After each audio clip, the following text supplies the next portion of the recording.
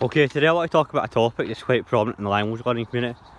You hear it talked about on YouTube, Reddit and various other forums and sites. And that question is, how many hours a day should we study for? How many hours a week should we study for? Etc. This topic has probably been around since the beginning of the language learning community, at least online, and has remained prominent since then. There are countless videos suggesting times with anything that's something as ridiculously low as half an hour to something that's maybe a bit more reasonable, like 2 hours a day, 16 hours a week, something to that effect. However, I don't want to suggest a time in which one should learn a language, rather I'd like to critique that. For example, if we take the 2 hour suggestion, if you were to take two people, one of them was to study, say, German for 2 hours and one of them was to study for 2 hours and a half, every single day over a 6-month period, it's pretty obvious who would have the better results. The person studying for 2 hours and a half.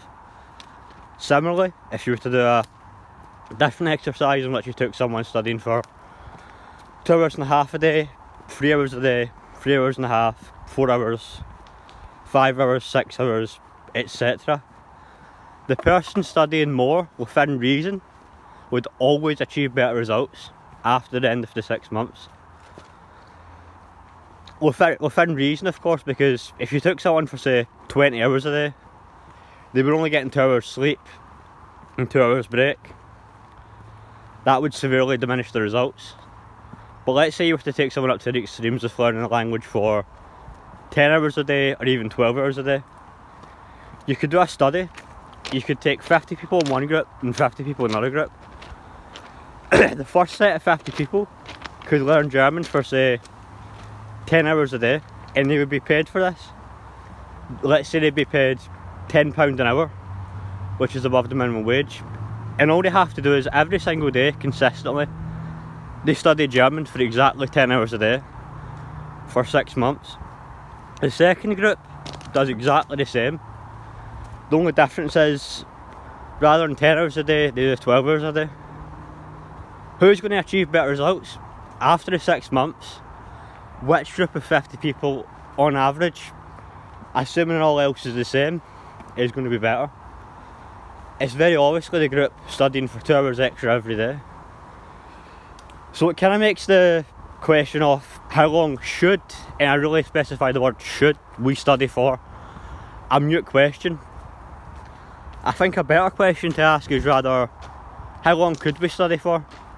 Because every hour, every minute, to a certain extent, just any amount of time you put on something, the better you're going to get at it, especially with language learning, because language learning is largely just so much repetition, doing grammar over and over again, doing vocabulary over and over again, being constantly exposed to that language, whether it be for writing, reading, or simply listening to something in the background.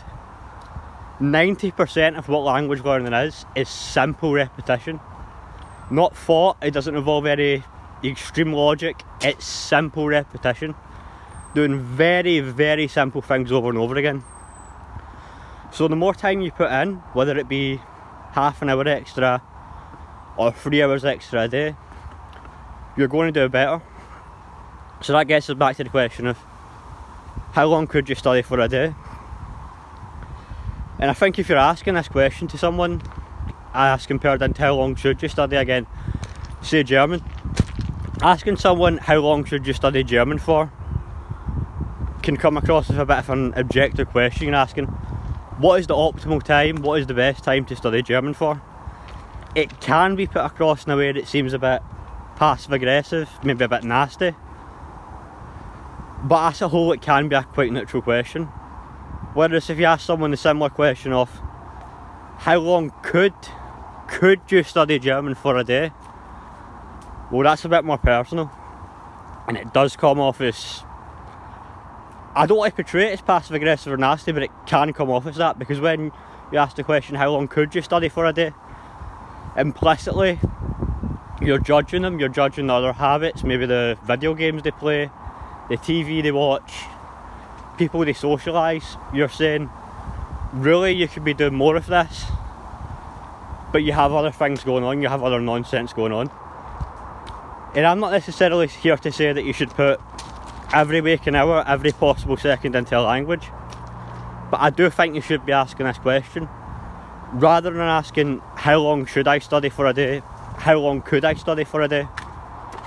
Doesn't mean you have to put everything into it, but by asking this question, you really begin to think of and realise how much free time you have, exactly how many hours, even down to the minute, and what you're spending it on. Just look at the averages in terms of how long people are on their phone, are playing video games, are watching TVs or movies, or are even socialising. There are many, many hours in people's day, which is almost entirely, if not entirely, eaten up with leisure time. And many of these same people, including prominent YouTubers, including YouTubers with tens, hundreds of thousands and even millions of subscribers, will constantly complain about how they don't have enough time to study X language or Y language, that they need more time. And yet some of them have literally hours in the day that is pure leisure time. And again, I'm not saying that they should give this up.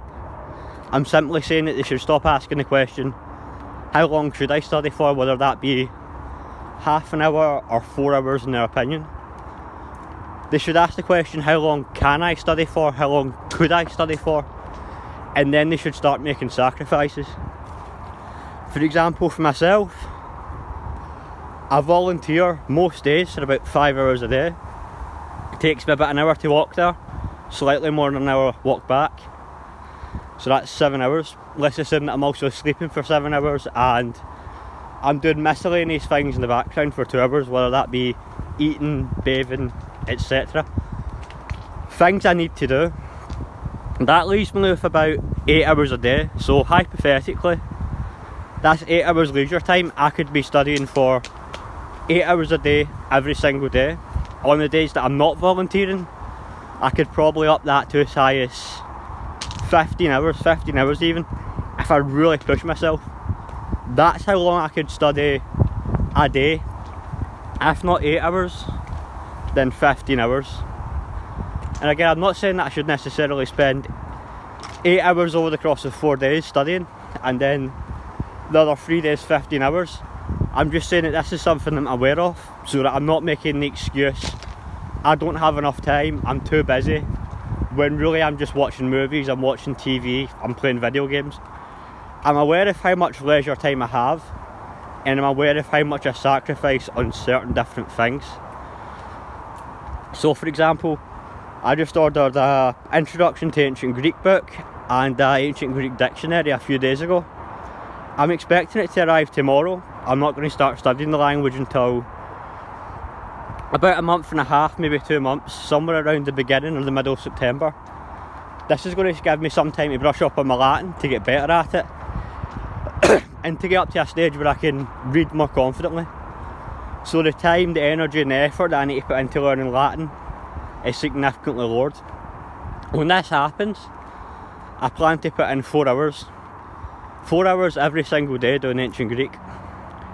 The rest of that time is going to be split between probably about an hour or so, maybe an hour and a half, maybe if I'm really pushing it and I'm really enthusiastic, 2 hours of Latin.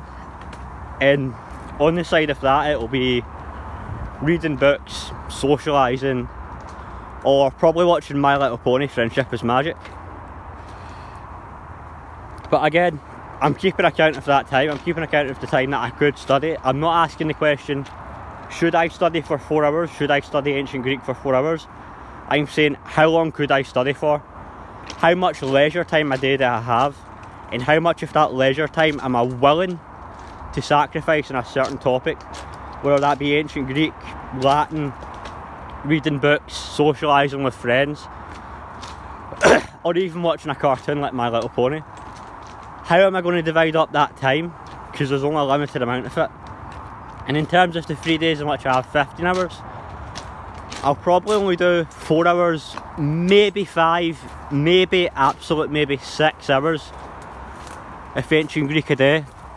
I'm going to largely focus on Latin those days, so maybe 4 hours of Ancient Greek, 3 or 4 hours of Latin. Less of Latin, probably only 3 hours. 4 hours is probably an exaggeration. 2 or 3 hours, I would say, on the days in which I'm not volunteering. Because I've already got to such a level where I know the grammar. I probably have 5, maybe 6,000 words. I'd say about 5,000 or 6,000 words that I have nailed down. Maybe another 1,000 that I could recognise passively, at least in certain forms. So I don't need to put as much effort into it, but I'm still aware that if I'm not putting some effort into it every single day, or at least most days consistently, my Latin will fade, it will go away, it will die out. And of course, I'm still at an intermediate stage in my Latin. I can't just pick up any book and read confidently. There are some books, there are some passages, there are even full entire pages of Latin that I can read perfectly and fluently. But by no means would I say that I know the language, I've learned the language, I can read the language. There are some passages, there are some parts that I'm getting more confident in. There are some that I'm very confident in. But 95% I either have absolutely no competency in or very low competency. Certainly I'd like to get a higher competency in my Latin. So that's how I want to split up my time. And again, in terms of anyone that may be watching this, I'm not saying that you have to put in 100% of your time into productive efforts. I'm simply saying, really think about how you spend your leisure time, how you spend it on each hobby, how you spend it on each thing. Think of how much you have, how much you're sacrificing, even if that's really pure leisure, if it's just watching TV or playing video games.